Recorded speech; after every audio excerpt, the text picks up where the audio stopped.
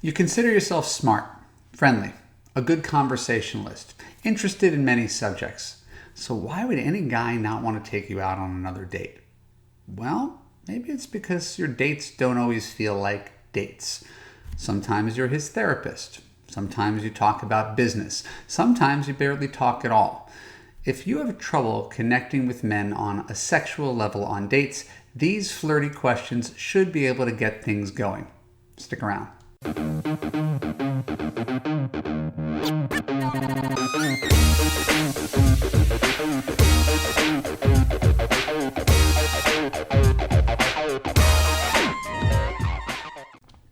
I'm Evan Mark Katz, dating coach for smart, strong, successful women and your personal trainer for love. Welcome to the Love You podcast. Keep listening to discover 5 flirty questions to ask a guy you're interested in. When we're done, I'll let you know how you could apply to Love You to create a passionate relationship that makes you feel safe, heard, and understood. So let's start off by saying something that I think is worth saying at the top of a flirting podcast. Flirting is not a series of lines that you memorize. I have an entire week of Love You, I don't know, like week 9 or something like that in Love You, based on flirting alone. But what makes flirting most effective is not the line. It's the attitude that goes behind the line. It's what underlies all your interactions, your texts, your phone calls, your first dates, how you conduct yourself in the bedroom. Right?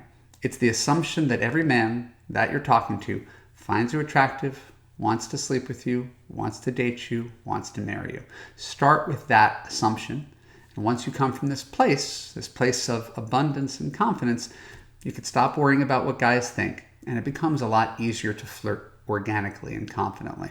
But if you're not a natural flirt and you need a couple lines to drop into your dates, you could always use one of these 5 lines. Number 1, do you work out? I know it's a little lame, but at the same time, it's kind of a layup. It's an easy thing to ask because it hints towards the physical, right? But it's not too overt. It's not too sexual. You happen to either look at his physique or be holding his arm when you're walking down the street, and then you take notice of his musculature. And just this open-ended question, do you work out, allows him to feel good about himself because you think he's attractive, allows him to feel more confident in himself, more sexual, and it allows him to talk about himself, and we do know guys like to talk about themselves. Number 2, what do you find most attractive in a woman physically? I generally don't like to be too on the nose, and yet sometimes on the nose works. This speaks to what a guy's physical taste is, right? It takes the conversation to a more directly physical level, and it reveals the kind of thing that he might not normally volunteer to you because you point blank asked him, but it's not so personal as to be uncomfortable.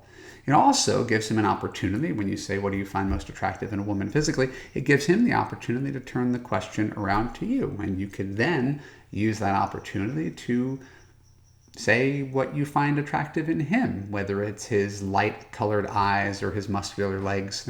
You talk about the thing that you find attractive.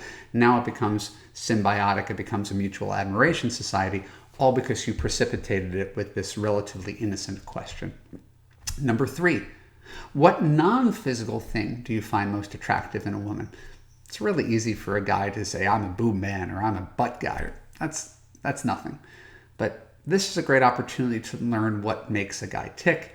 It also is a great opportunity to solicit a compliment, right? Because you're asking him the question, what non-physical thing do you like? Chances are, because you're the one who's asking him, he's probably going to say something about you.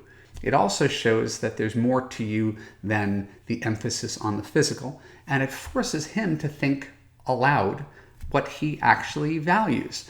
Because a lot of guys don't spend too much time thinking about what's important to them. We're also driven by looks. That's what gets you in the door is a visceral attraction, right? Animal attraction. And we often don't stop to think, really, what is it that I value? And I think you can learn a lot about a guy from that answer, not to judge him, not to use this as some sort of litmus test, but if you ask me, what do I value most in a partner? I value emotional stability. If you're asking me, 2021 Evan Mark Katz, I might not have answered it that way when I was single, but right now, someone that I could be myself and resolve conflict without any drama is what I value more than anything.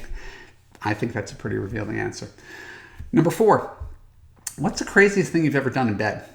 Now, again, really on the nose, it's direct, but it's also kind of fun, especially if you can create this in a flirty, safe way. It'll lead to some crazy stories. You have to put your judgment aside. You can't ask him a question and then judge him for the answer. Right? This is not really a fact-finding mission. This is just a way to be a little flirty, a little sexual, without having to do anything yourself. You're just learning something about him. And it also gives him an opportunity to ask him your story, right? And you can think about what story you want to reveal, a story that's more likely to excite him than to turn him off. Right? I took on 5 guys in one night might be your craziest story, might not be your best first date story. So just in general, pushing the envelope a little bit, but knowing where your line is allows the conversation to go there without necessarily tipping too far over into something that you can't handle. And remember, you don't have to ask these questions. This is food for thought for you to consider if you want to spice up the date a little bit. And number 5, tell me your idea of the perfect date.